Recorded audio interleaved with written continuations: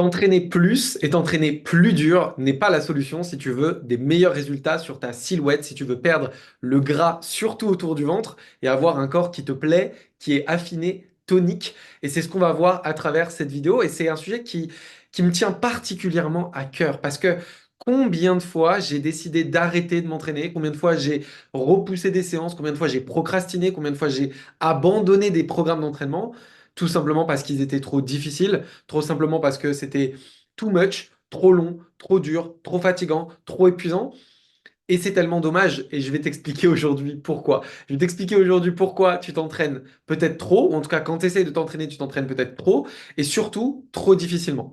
En fait, il y a plein d'éléments qu'il faut comprendre, et vraiment cette vidéo, j'espère qu'elle va te faire débloquer cette notion-là, parce que c'est un problème que je vois chez 100% de mes clients et mes clientes. Donc je répète bien 100%. Il n'y a pas une personne avec qui j'ai travaillé qui n'a pas cette croyance qu'elle devrait s'entraîner plus longtemps, plus dur, plus souvent. Et je vais essayer de te montrer aujourd'hui que c'est pas forcément la solution. En tout cas, plus souvent et plus longtemps, ça peut être pertinent. Des fois, on va voir. Mais en tout cas, plus dur, c'est rarement pertinent. Et je vais te présenter ça du coup aujourd'hui. Donc, on parle dans cette vidéo d'un contexte qui est je m'entraîne pour avoir la silhouette qui me plaît. C'est-à-dire je veux perdre le gras autour du ventre, je veux avoir une silhouette fine, affinée, tonique, musclée, galbée, athlétique. Si ça, c'est ton objectif, si tu veux améliorer ta silhouette et que tu n'as pas d'autres objectifs, parce que tu peux avoir des objectifs de performance sportive, et là, c'est pas le même débat. Tu peux avoir des objectifs de santé, de progression sur des capacités, quelque chose que tu veux obtenir, être capable d'avoir un résultat. Là, c'est autre chose. Mais si on parle simplement de perdre du gras, si on parle simplement de changer ta silhouette, de l'améliorer, sans avoir un objectif énorme en termes de rendu physique, c'est-à-dire que tu veux pas être ultra musclé, tu veux pas le corps d'un bodybuilder ou d'une bodybuildeuse, mais tu veux juste perdre ton gras, te tonifier, te muscler un petit peu, et ben dans ce cas-là, tu n'as pas besoin de t'entraîner autant que tu l'imagines, et je vais t'expliquer pourquoi. En fait, ce qu'il faut comprendre, c'est que déjà, pour perdre du gras, eh ben, le sport n'est pas forcément nécessaire. Je vais aller assez vite là-dessus, mais j'ai fait plusieurs vidéos sur le sujet. Je te mettrai sûrement la vidéo en lien, en description, en lien avec ça. J'ai fait une vidéo qui s'appelle Pourquoi tu n'as pas besoin de faire du sport pour perdre du poids, ou elle doit avoir un nom comme ça. Parce qu'en réalité, pour perdre déjà du poids tout court, la seule chose qui va compter, c'est d'être en déficit calorique. Et pour être en déficit calorique, tu peux soit augmenter ton activité physique, effectivement, mais tu peux également diminuer tes apports caloriques. Le problème, c'est que c'est plus facile de diminuer des apports caloriques que d'augmenter l'activité physique. Parce que l'activité physique, tu vas être capé à un moment donné. Tu vas pas pouvoir faire du sport illimité. Alors que manger, alors tu me diras, on peut pas manger illimité, mais presque. On voit sur Internet des gens qui font des concours avec des 10 000 calories challenge, 15 000 calories challenge, 20 000 calories challenge. Donc la quantité de calories que tu peux manger sur une journée, elle est quand même énorme. Franchement, tu peux manger des quantités astronomiques de calories, alors que la quantité de calories que tu peux dépenser sur la journée, elle est beaucoup plus limitée. Tout simplement parce qu'elle va être limitée par ton état de forme, ton énergie, le temps que tu as à disposition. J'imagine que tu as un travail, j'imagine qu'il faut que tu dormes la nuit. Donc, ce qu'il faut déjà comprendre, c'est que c'est jamais une bonne stratégie de vouloir perdre du poids en misant ta perte de poids sur le sport. Vraiment, la perte de poids, il faut la miser sur ton alimentation, sur la façon dont tu manges. C'est ce que je répète à tous mes clients. Encore une fois, je ne vais pas aller à fond sur ce sujet-là. Si c'est quelque chose auquel tu as du mal à le croire, va voir en description. Je te mettrai le lien d'une vidéo qui t'explique ça en détail pour que tu comprennes cette logique-là. À partir du moment où tu comprends ça, tu comprends que du coup, pour perdre du poids sur la balance, pour diminuer ton poids sur la balance, t'es pas obligé de faire du sport, tu peux même ne pas faire de sport et simplement changer ton alimentation. Ok. Mais est-ce que ça va t'aider à obtenir la silhouette que tu veux? Non, pas forcément. Parce que quand tu perds du poids via l'alimentation seulement, le risque, c'est que tu perdes dans ce poids-là, bah, du gras un petit peu, mais aussi du muscle. Et c'est pas forcément ce que tu veux. Ce que tu veux, c'est pas perdre du muscle. Ce que tu as envie, c'est d'enlever que le gras. Que le gras, spécialement si tu as envie de perdre autour du ventre, bah, tu as envie d'enlever uniquement du gras. Pour pouvoir enlever uniquement du gras, quelle est la stratégie? La stratégie, elle est simple. Le sport, lui, va me servir à entretenir ou à développer ma masse musculaire. Donc, en gros, je vais faire du sport pour gagner du muscle. Et si dans ma semaine, d'un côté avec le sport, je gagne du muscle, et d'un autre côté avec mon alimentation, je perds du poids sur la balance, mais que j'ai gagné du muscle dans la semaine, et que j'ai perdu du poids, forcément, qu'est-ce qui reste? Qu'est-ce qui part? Bah, c'est le gras qui part. Donc, la stratégie globale, elle est très simple. Gagner du muscle avec le sport, diminuer mes calories avec l'alimentation, et grâce à ça, j'ai une perte de graisse qui se déroule semaine après semaine. C'est quelque chose que j'ai expliqué plein de fois. Maintenant, quand tu comprends ça, tu comprends que du coup, t'as pas besoin de t'entraîner des heures et des heures. T'as pas besoin de faire des séances toujours plus dures, toujours plus intenses. La seule chose dont tu as besoin, c'est entraîner ton muscle de sorte à le solliciter suffisamment pour qu'il progresse. Et en fait, ce qui est génial, c'est que pour gagner du muscle, t'as pas besoin d'avoir des séances où tu finis à moitié morte. Surtout quand t'as jamais fait trop de musculation, t'es pas très musclé et donc du coup que t'es relativement débutante. Si jamais je parlais à des bodybuildeuses ou des bodybuilders, à des personnes qui font de la force athlétique, de l'haltérophilie, du crossfit depuis plein d'années, peut-être qu'on n'aurait pas la même discussion. Mais la majorité des personnes qui font appel à moi sont des personnes qui font peu de sport ou font du sport une à deux fois par semaine pendant une heure. Et pour toutes ces personnes-là, vous avez besoin d'une très petite quantité de renforcement musculaire pour commencer à prendre du muscle, parce que vous partez d'un niveau très faible. Vous êtes débutant dans la musculation, et donc du coup, une petite stimulation suffit. Et c'est ça qui est intéressant. D'ailleurs, c'est la même chose pour moi. Je fais du sport depuis 20 ans. J'ai un bon niveau, très bon niveau. En tout cas, je suis pas champion du monde, mais j'ai un bon niveau en sport de combat parce que je pratique ça depuis 20 ans, 3, 4 fois par semaine. Mais en musculation, si on compare par rapport au sport de combat, bah, en fait, j'ai un niveau qui est relativement bas. Du coup, ce qui fait que je peux progresser avec des petites quantités d'entraînement. C'est comme si tu voulais progresser en course à pied. Si tu veux progresser en course à pied et que tu n'as jamais fait de la course à pied, en allant courir seulement 20 minutes, tu vas déjà progresser. À l'inverse, celui qui fait des marathons depuis 3 ans, il y a peu de chances qu'une séance de 20 minutes lui fasse progresser. Tu comprends? Et donc, du coup, tu n'as pas besoin de grosses doses d'entraînement pour progresser. Et ça, déjà, c'est génial.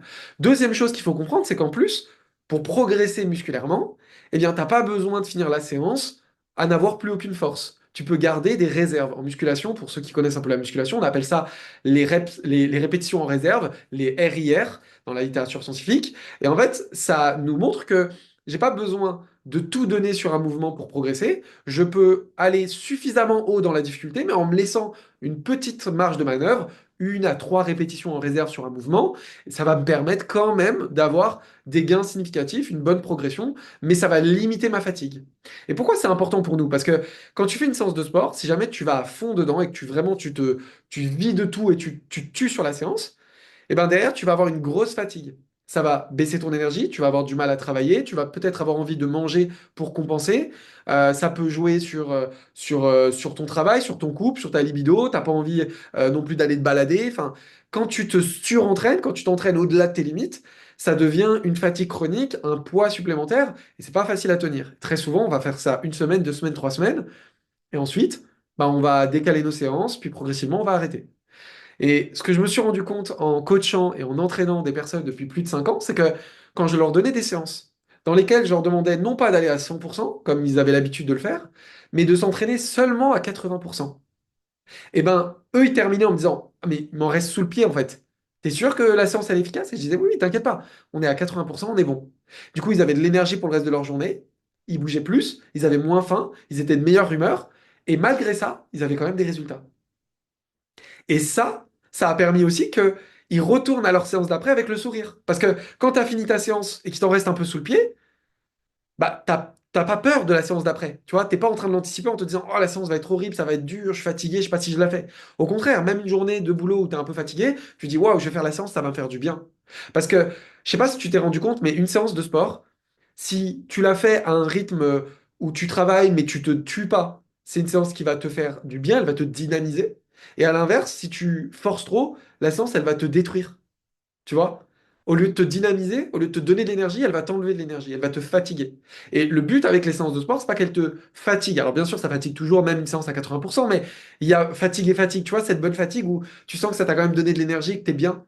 C'est ça qu'on veut. Alors on veut pas une fatigue extrême où t'as plus aucune énergie, tu dois dormir, manger et que t'as du mal à refaire ta séance après. Et donc ça, c'est un concept qui est simple. Entraîne-toi à 80%, garde-en sous le pied et entraîne-toi peut-être moins. Joue plutôt ta perte de poids sur ton alimentation et fais simplement le nécessaire pour entretenir ta masse musculaire et progresser. Selon ton niveau, 2 séances de 30 minutes peuvent largement suffire pour pouvoir changer ta silhouette, perdre du gras, si tu as l'alimentation à côté. Alors, dans quel cas est-ce que ça peut être pertinent de s'entraîner plus? Alors déjà, s'entraîner plus, pour moi, le plus important, c'est plutôt d'augmenter d'abord la fréquence, c'est-à-dire s'entraîner plus souvent. Et s'entraîner plus souvent, c'est intéressant parce que plus je m'entraîne souvent, bah déjà, je vais progresser un peu plus vite, ça c'est normal, mais aussi je vais brûler un peu plus de calories. Et c'est quand même ça de prix. C'est pas parce que j'ai dit que c'était plus intéressant de perdre du poids avec l'alimentation qu'on va refuser les calories qu'on peut perdre en bougeant. Donc, plus tu bouges souvent, mieux c'est. Puis ça sera bon pour ta santé, ça sera bon aussi pour tes progressions. Donc, c'est toujours bon en fait. Donc, si jamais tu as le temps et que ça te fait plaisir et que tu aimes ton activité sportive et que tu veux t'entraîner plus souvent, fais-le. Moi, j'essaie de m'entraîner un peu tous les jours parce que j'aime ça. Mais je sais que c'est pas obligatoire pour avoir des résultats. C'est ça la différence. Ce qui fait que si un jour je veux pas m'entraîner ou je ne peux pas m'entraîner, c'est pas grave. Ce qui va te permettre aussi de potentiellement manger un peu plus en perdant pareil si tu bouges plus au quotidien. Tu peux également avoir des séances un peu plus longues, mais il faut juste que tu ne rentres pas dans ce qu'on a vu au début. Une séance trop longue, trop épuisante, que tu vas pas avoir envie de renouveler. Il vaut mieux une séance, et c'est un modèle que j'ai enseigné à mes clients et mes clientes ces derniers mois et que j'adore, il vaut mieux 20 minutes d'entraînement à 80%. Donc 20 minutes d'entraînement où tu finis, t'en as encore sous le pied, tous les jours, plutôt que de faire une séance d'une heure et demie, que tu te dis, tiens, je vais la refaire dans 2 jours, mais dans 2 jours, je suis fatigué, j'ai encore des courbatures, je repousse. Et puis, au lieu de faire ça 3 fois par semaine comme tu avais prévu au début, ça se transforme petit à petit à une fois par semaine, puis une fois tous les 15 jours, puis j'abandonne. Donc, vraiment, d'un point de vue sport et entraînement, si tu veux changer ta silhouette et avoir des résultats, ce que je te conseille, c'est commence par t'entraîner moins, si besoin au début, pour prendre du plaisir dans ce que tu fais. Entraîne-toi à 80%. Choisis des activités qui te font plaisir, qui font que tu vas les refaire souvent. Parce que ça, c'est important aussi. L'idée, c'est du long terme, c'est de jamais s'arrêter. Il faut vraiment comprendre qu'on veut jamais s'arrêter au niveau du sport. Donc, si je veux jamais m'arrêter, je dois faire quelque chose qui me plaît. Je dois faire quelque chose qui me dynamise et pas quelque chose qui me fatigue et qui m'épuise. Et ensuite, seulement si je peux, là, je vais augmenter la fréquence et la durée. Si tu fais ça, ça peut littéralement tout changer pour toi parce que tu prendras beaucoup plus de plaisir et tu verras, ça deviendra une routine, une habitude et même tu ne pourras plus t'en passer. La plupart de mes clientes ne faisaient pas de sport avant parce qu'à chaque fois qu'elles essayaient, c'était désagréable pour elles. Et maintenant, quand elles ont fini les accompagnements avec moi, elles me disent, je pourrais plus m'en passer, c'est bon pour moi, ça me fait du bien et franchement, je prends du plaisir à le faire. Voilà, j'espère que ça t'a plu, que ça t'a aidé. Si c'est le cas, dis-le moi en commentaire de cette vidéo. Et si jamais il y a d'autres sujets qui t'intéressent sur la perte de graisse et sur lesquels tu veux mon avis, mes retours et qui pourraient t'aider, n'hésite pas à me le dire et j'en ferai une vidéo sur le sujet avec grand plaisir. À bientôt.